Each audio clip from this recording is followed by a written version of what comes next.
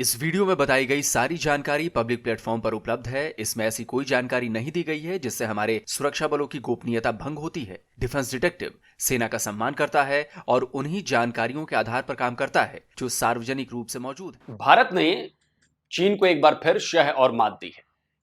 भारत को घेरने की चीन की एक और कोशिश जो है वो भारत की तरफ से नाकाम कर दी गई है। नमस्कार दोस्तों, डिफेंस डिटेक्टिव के एक और नए एपिसोड में आप सभी का स्वागत है। मैं हूं आलोक।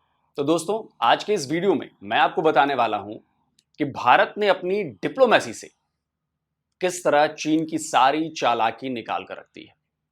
एक ऐसा प्रोजेक्ट भारत की झोली में आने जा रहा है जिसे हथियाने के लिए चीन ने पूरी ताकत झोंक दी थी, और यह प्रोजेक्ट हमसे दूर भी नहीं था, यह हमारे पड़ोस में था। बांग्लादेश की प्राइम मिनिस्टर शेख हसीना लौटी तो थी चीन के दौरे से, लेकिन तीस्ता प्रोजेक्ट के लिए उन्होंने चीन नहीं भारत को प्रेफरेंस देने का ऐलान किया है। চীন আমাদের কাছে কিছু অফার দিয়েছিল, তার ফিজিবিলিটি স্টাডি করেছে।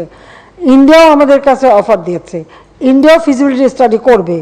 এটা করার পরে যেটা আমাদের জন্য যুক্তিযুক্ত হবে আমরা সেটা নেব।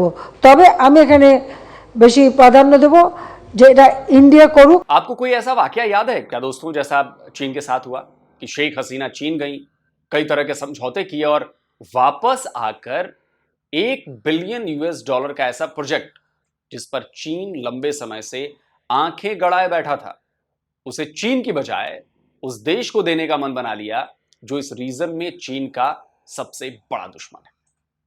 आखिर बांग्लादेश ने ऐसा क्यों किया, ये बताऊंगा, लेकिन पहले आपको बताता हूं कि भाई ये जो प्रोजेक्ट है वो प्रोजेक्ट है क्या आखिर में, और इसका भारत से क्यों बहुत गहरा संबंध है। तीस्ता नदी सिक्किम में हिमालय के पाहुनरी ग्लेशियर से निकलती है। इस ग्लेशियर को जेमू या कांगसे ग्लेशियर भी कहा जाता है। सिक्किम से निकलकर यह पश्चिम बंगाल होते हुए बांग्लादेश की सीमा में चली जाती है, जहां यह ब्रह्मपुत्र नदी में मिल जाती है। करीब 414 किलोमीटर लंबी इस नदी का 113 किलोमीटर का हिस्सा बांग्लादेश में पड़ता है। बारिश के समय यह नदी बहुत तबाही मचाती है। बांग्लादेश के 5 जिलों से गुजरने वाली यह नदी हर साल बाढ़ और बर्बादी लेकर आती है। बाढ़ की वजह से तीस्ता कई बार अपना रास्ता भी बदल चुकी है।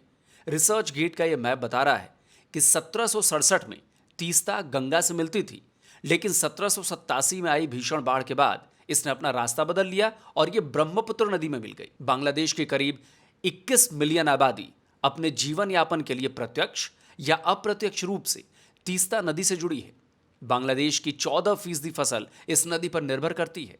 तो ये नदी बांग्लादेश के लिए बहुत महत्वपूर्ण है, लेकिन इसका दूसरा स्वरूप भी है जो बहुत भयानक है, वो है इसमें आने वाली बाढ़। देखिए, बांग्लादेश पिछले कई दशक से तीस्ता की इस तबाही से बचने का उपाय खोज रहा था, और यह खोज तीस्ता रिवर मैनेजमेंट प्रोजेक्ट तक पहुंच गई। इस प्रोजेक्ट के जरिए बांग्लादेश में तीस्ता नदी के एरिया को चैनलाइज करना, कई तटबंध बनाकर नदी को कंट्रोल करना, नदी की चौड़ाई थोड़ी सी कम करना, गाद निकालकर नदी की गहराई बढ़ाना शामिल है। इसके अलावा नदी के किनारे के कई इलाकों में इंडस्ट्रियल और इंफ्रास्ट्रक्चरल डेवलपमेंट का भी प्लान है। 1989 में तीस्ता मैनेजमेंट के लिए फ्रेंच इंजीनियर्स से भी बात हुई थी, लेकिन बांग्लादेश के पास इसे बनाने के लिए उस वक्त फंड्स नहीं थे। मामला लटकता रहा। 2011 में भारत और बांग्लादेश के बीच तीस्ता को लेकर बातचीत शुरू हुई थी, लेकिन पानी के बंटवारे को लेकर पश्चिम बंगाल के विरोध की वजह से बातचीत पूरी नहीं हो सकी। एक कोशिश और की गई साल 2015 में, लेकिन वो भी अधूरी रह गई थी। पर इस मामले ने नया टर्न तब लिया जब साल 2016 में चीन ने इस प्रोजेक्ट में अपनी दिलचस्पी दिखानी शुरू कर दी। 14 अक्टूबर 2016 को चीन के प्रेसिडेंट शी जिनपिंग बांग्लादेश की अपनी पहली स्टेट विजिट पर ढाका पहुंचे थे। तब शी जिनपिंग अपने dream project one belt one road को आगे बढ़ाने में जुटे हुए थे और बांग्लादेश उनका नया शिकार था। तो 2030 एजेंडा फॉर सस्टेनेबल डेवलपमेंट और साउथ साउथ कोऑपरेशन के नाम पर जिनपिंग ने बांग्लादेश में कई प्रोजेक्ट्स हड़प कर लिए। तब दोनों देशों ने 27 डील्स साइन की थी। इसके अलावा 40 मिलियन की लागत से 23 ज्वाइंट वेंचर के लिए भी अग्रीमेंट्स हुए थे। लेकिन इससे पहले एक और बात हुई थी।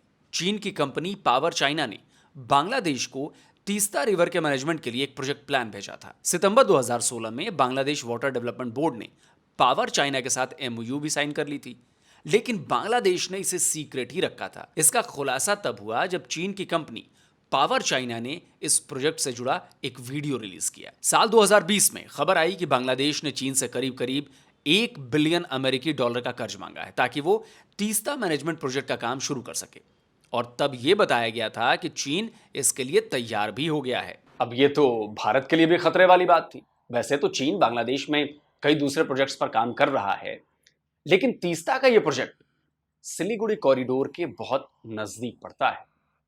ये कॉरिडोर हमेशा से भारत के लिए स्ट्रैटेजिक इंपॉर्टेंस वाली जगह है, इसलिए भारत ने अपने घोड़े दौड़ाने शुरू कर दिए। चीन ने इस बीच बांग्लादेश में अपनी पकड़ जो है वो मजबूत कर ली थी। बीआरआई से जुड़े एनर्जी और ट्रांसपोर्टेशन प्रोजेक्ट्स पर काम चल रहा था। चीन बंगाल की खाड़ी में बांग्लादेश के लिए पोर्ट भी बना रहा था। लेकिन हुआ ये कि तीस्ता प्रोजेक्ट पर दोनों के बीच बातचीत आगे नहीं बढ़ी। इसमें भारत के बांग्लादेश पर जो भारत ने डिप्लोमेटिक प्रेशर था उसने भी काम किया।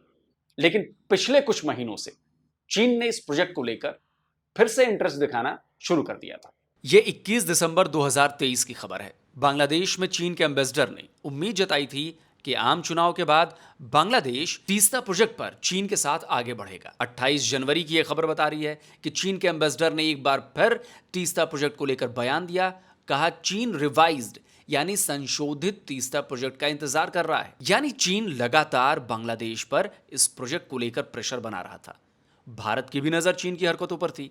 लोकसभा चुनाव के दौरान ही भारत सरकार ने अपने फॉरेन सेक्रेटरी को बांग्लादेश भेजकर तीस्ता प्रोजेक्ट को लेकर बातचीत शुरू कर दी। जून में जब शेख हसीना भारत के दौरे पर आई थी, तब प्रधानमंत्री नरेंद्र मोदी के साथ हुई बातचीत में तीस्ता मैनेजमेंट प्रोजेक्ट का मुद्दा भी शामिल था। अब तक तो लग रहा था कि बाजी चीन मार ले जाएगा, लेकिन शेख हसीना के भारत दौरे के बाद चीन को भी डाउट होने लगा।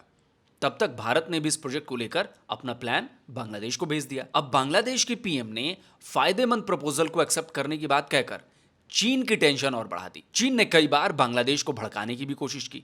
कहा कि यह बांग्लादेश का अंदरूनी मामला है और फैसला लेने का जो हक है वो बांग्लादेश के पास है। बाद में वो इस प्रोजेक्ट पर भारत के साथ मिलकर काम करने के लिए भी तैयार हो गया। शेख हसीना के भारत दौरे के बाद इस प्रोजेक्ट को लेकर बांग्लादेश ने कोई अनाउंसमेंट नहीं की। जब शेख हसीना के चीन दौरे का कार्यक्रम तैयार होने लगा तो चीन को उम्मीद थी कि अब तो यह प्रोजेक्ट उसे ही मिलने वाला है। लेकिन ऐसा हुआ नहीं, बल्कि कुछ ऐसा हुआ जिससे जिनपिंग के गाल पर बांग्लादेश का झंझनाता हुआ थप्पड़ कहा जाए तो यह गलत नहीं होगा। जून में भारत दौरे के ठीक बाद 8 जुलाई को बांग्लादेश के पीएम शेख हसीना चीन के विजिट पर चली गई। 8 जुलाई को वो बीजिंग पहुंची थी। इस दौरान दोनों देशों के बीच कई डील हुई और चीन तो छोड़िए, पाकिस्तान तक में इस बात की खुशी थी कि बांग्लादेश ने भारत के बदले चीन से दोस्ती बढ़ा ली है। चाइना ने तकरीबन $1 बिलियन का एड पैकेज का ऐलान किया है बांग्लादेश के लिए। ये जो $1 बिलियन का एड पैकेज का ऐलान किया गया है, ये इंडिया के लिए किया गया है कि इंडिया कहीं ऐसा ना हो कि इंडिया इतनी इन्वेस्टमेंट कर दे बांग्लादेश में कि हमारे लिए मसाइल पैदा हो जाए। शेख हसीना वाजिद जो है उसने 6 दफा विजिट किया चाइना में, ठीक है जी। और शी जिनपिंग आई थिंक गए हुए हैं चाइना, लेकिन दोबारा उनको विजिट की दावत दी गई है ऑन 50th एनिवर्सरी जो कि बांग्लादेश और चाइना की है। सो शेख हसीना वाजिद जो है, she is not going to settle things on just India, वो और पैमाने पे चीजों को देख रही है। लेकिन अफसोस, पाकिस्तानियों की यह खुशी 2 दिन भी नहीं टिक सकी। असल में शेख हसीना का यह दौरा था तो 4 दिनों का, लेकिन शेख हसीना अचानक तीसरे दिन ही बीजिंग से वापस आ गईं। कहा गया कि उनकी बेटी की तबीयत खराब हो गई थी, जिसकी वजह से वो जल्दी लौट आईं। लेकिन कुछ एक्सपर्ट्स इसके पीछे की वजह कुछ और ही बता रहे हैं। बताया जा रहा है कि बांग्लादेश चीन से $20 बिलियन का लोन चाहता था, लेकिन चीन इसके लिए तैयार नहीं हो रहा था। शेख हसीना के चीन दौरे से पहले ही ये लगने लगा था कि चीन बांग्लादेश को लोन नहीं देगा, और हुआ भी ऐसा ही। 20 बिलियन के बजाय चीन केवल $2 बिलियन लोन के लिए तैयार हुआ। कि चीन ने प्रॉमिस करा था बांग्लादेश को $5 अरब। कितना जी? $5 अरब। लेकिन जो दिया फाइनली जो कमिट करा, दैट वाज ओनली $100 मिलियन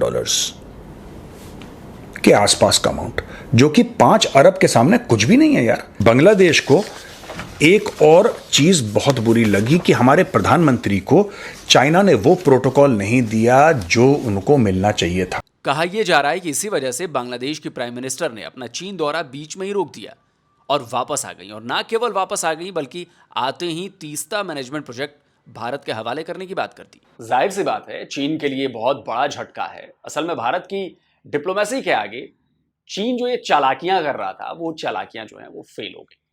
चीन को लग रहा था कि वो बांग्लादेश में तीसरा प्रोजेक्ट हासिल कर भारत के चिकन नेक पर दबाव बढ़ा देगा, लेकिन ऐसा हुआ नहीं। भारत ने ना केवल इस प्रोजेक्ट के लिए फाइनेंशियल सपोर्ट का भरोसा दिया है, बल्कि अपने एक्सपर्ट की टीम बांग्लादेश भेजने की भी तैयारी कर ली है। और इसमें एक और बात है दोस्तों, वो ये कि तीस्ता नदी भारत से होकर बांग्लादेश जाती है। 1983 में हुए तीस्ता नदी समझौते के मुताबिक भारत को नदी का 39% जबकि बांग्लादेश को 36% पानी मिलता है। बांग्लादेश की मांग है कि इस समझौते में बदलाव किए जाएं और दिसंबर से मार्च तक के महीनों में उसे ज्यादा पानी दिया जाए।